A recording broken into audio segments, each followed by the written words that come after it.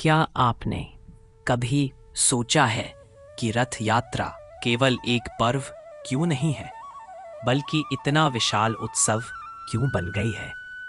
क्या कारण है कि लाखों लोग पुरी की ओर खिंचे चले आते हैं? आज हम जानेंगे रथ यात्रा की पौराणिक कथा, इतिहास, परंपरा और इसके गहरे आध्यात्मिक रहस्य। सबसे पहले समझिए, जगन्नाथ का अर्थ क्या है। जगन्नाथ यानी संपूर्ण जगत के नाथ, वह ईश्वर जो केवल पुरी के मंदिर में ही नहीं बल्कि हर जीव के भीतर बसते हैं। पुरी का श्री जगन्नाथ मंदिर भारत के 4 धामों में से एक है। केवल एक मंदिर ही नहीं, ये करोड़ों भक्तों की आस्था का केंद्र है। रथ यात्रा का पौराणिक आधार। रथ यात्रा का आयोजन बहुत प्राचीन है। कुछ विद्वान इसे वैदिक काल तक ले जाते हैं, परंतु इसे सीधे श्री कृष्ण से जोड़कर देखा जाता है। कहानी आती है स्कंद पुराण, ब्रह्म पुराण और पद्म पुराण में। कथा के अनुसार द्वारका में रहते हुए श्री कृष्ण को वृंदावन की गोकुल लीलाएं बहुत याद आती थीं। उनकी बहन सुभद्रा ने देखा कि कृष्ण और बलराम दोनों भाई वृंदावन की यादों में खोए रहते हैं। सुभद्रा ने कहा, भैया चलो वृंदावन चलते हैं, सबसे मिलकर आते हैं। कृष्ण और बलराम ने कहा, वृंदावन जाना है तो रथ पर चलना पड़ेगा, तभी सत साथ जा पाएंगे। बस तभी से यह परंपरा चली आ रही है कि भगवान बहन और भाई के संग रथ पर सवार होकर बाहर आते हैं। पुरी के जगन्नाथ मंदिर के निर्माण से त्रेता युग के अंत में मलवा प्रदेश के राजा इंद्रद्युम्न को स्वप्न में भगवान विष्णु ने दर्शन दिए। भगवान बोले, हे राजा, नीलमाधव नामक मेरा विग्रह नीलाचल पर्वत पर छिपा है, उसे खोज कर मेरा मंदिर बनवाओ। राजा इंद्रद्युम्न ने लंबी खोज के बाद नीलमाधव की मूर्ति खोज निकाली, लेकिन उसी समय मूर्ति अंतर्ध्यान हो गई। राजा निराश हुए। तब भगवान ने कहा, तुम्हारे लिए मैं स्वयं एक नई मूर्ति में प्रकट होऊंगा। कुछ समय बाद समुद्र तट पर अद्भुत लकड़ी का एक विशाल काठ का लट्ठा तैरा कर आया। भगवान ने स्वयं राजा से कहा, इसी लकड़ी से मेरी मूर्ति बनवाओ, लेकिन एक शर्त थी, कोई मूर्तिकार को मूर्ति बनाते समय न देखे। भगवान विष्णु स्वयं वृद्ध कारीगर के रूप में आए। राजा ने उनकी शर्त मान ली। मूर्ति निर्माण के दौरान कई दिन तक कोई आवाज नहीं आई। रानी चिंतित हो गई। उन्होंने दरवाजा खोल दिया। वृद्ध कारीगर अंतर्ध्यान हो गए, लेकिन मूर्तियां बन चुकी थीं। भगवान जगन्नाथ, बलभद्र और सुभद्रा की ये मूर्तियां अधूरी दिखती हैं, बिना हाथ पैर, पूरी तरह आकार में नहीं है। इसीलिए कहा जाता है, जगन्नाथ मूर्तियां ईश्वर के अधूरे स्वरूप का प्रतीक है, जो अनंत है, असीम है। पुरी में हर साल रथ यात्रा के लिए तीनों रथ नए बनाए जाते हैं। कभी पुराना रथ दोबारा इस्तेमाल नहीं होता। पुराने रथों की लकड़ी को मंदिर के रसोई घर में ईंधन के रूप में उपयोग किया जाता है, या कुछ हिस्सों से छोटे छोटे स्मृति चिन्ह बनाए जाते हैं।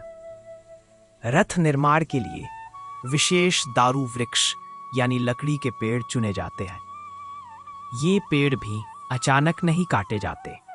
इनके चयन के लिए पुरी के पुजारी और कारीगर विशेष संस्कार और अनुष्ठान करते हैं। जब सही पेड़ मिल जाता है, तब उस पर विशेष चिन्ह देखे जाते हैं। उसके तने पर शंख, चक्र या गदा जैसे निशान होने चाहिए। इन पेड़ों को पाकने के समय वैदिक मंत्र पढ़े जाते हैं। रथ यात्रा में 3 रथ होते हैं। तीनों के नाम अलग अलग है। भगवान जगन्नाथ का रथ नंदी घोष, भगवान बलभद्र का रथ तालध्वज और माता सुभद्रा का रथ दर्पदलन। भगवान जगन्नाथ के रथ की ऊंचाई 40 से 42 फीट तक होती है। इसमें 16 पहिए होते हैं। रथ के ऊपर विशाल लाल और पीले कपड़े की छत होती है। बलभद्र के रथ पर नीला और लाल रंग का कपड़ा लगता है, जबकि सुभद्रा के रथ पर काला और लाल रंग का। तीनों रथों के ऊपर ध्वज और कलश लगाए जाते हैं, जो भगवान की उपस्थिति के प्रतीक होते हैं। क्या आप जानते हैं, पुरी की रथ यात्रा में भगवान के रथ को रस्सियों से खींचा जाता है। ये रस्सियां सामान्य रस्सियां नहीं होती, उन्हें भी पवित्र मंत्रों से पूजित किया जाता है। यह रस्सी खींचना एक प्रतीक है। कहा जाता है, जो व्यक्ति भगवान के रथ को खींचता है, उसके पाप नष्ट होते हैं। यह रस्सी हमें याद दिलाती है, हम सब अपने जीवन रूपी रथ को ईश्वर की ओर खींच रहे हैं। रथ यात्रा को लेकर कई लोक आस्थाएं भी जुड़ी है। पुरी में मान्यता है कि जिस वर्ष रथ यात्रा में बारिश होती है, वह वर्ष बहुत शुभ और अन्नपूर्णी होता है। लोग मानते हैं कि जिसने एक बार भी रथ यात्रा में भगवान जगन्नाथ के दर्शन कर लिए, उसका जन्म मरण का चक्र टूट जाता है। कुछ लोग तो नंगे पांव चलते हैं सैकड़ों किलोमीटर दूर से, सिर्फ भगवान के दर्शन के लिए।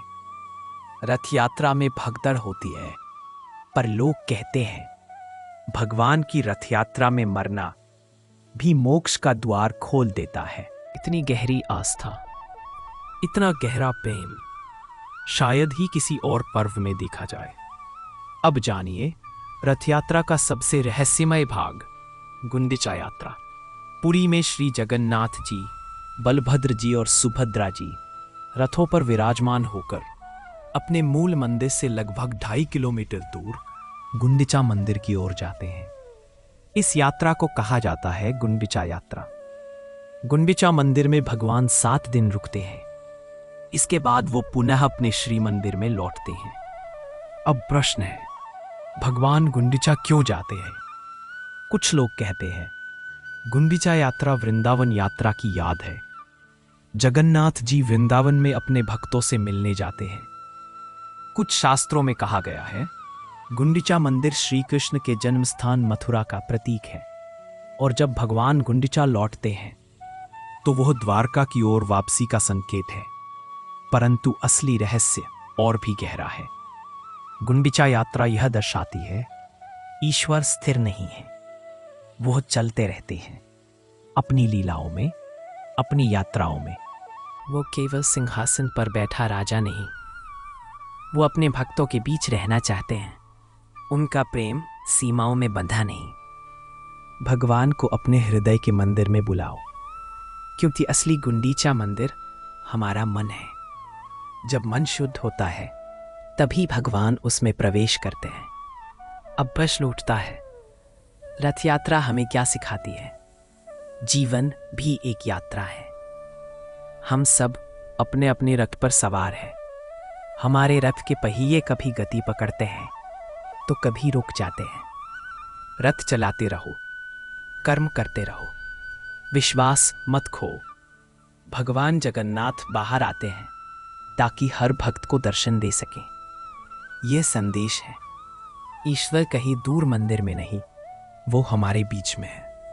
रथ यात्रा हमें सिखाती है जीवन में सब कुछ छोड़ो नहीं, लेकिन मोह में बंधो मत। भगवान की ओर खींचते रहो रथ यात्रा की रस्सियों की तरह, क्योंकि वही रस्सियां हमें मोक्ष की ओर ले जाती हैं। यदि आपको यह कथा ज्ञानवर्धक और हृदय को छूने वाली लगी हो, तो कृपया इस वीडियो को लाइक करें और सब्सक्राइब करें। आपके सहयोग से ही हम सनातन धर्म की ऐसी दिव्य कहानियां आप तक ला पाते हैं। जय जगन्नाथ।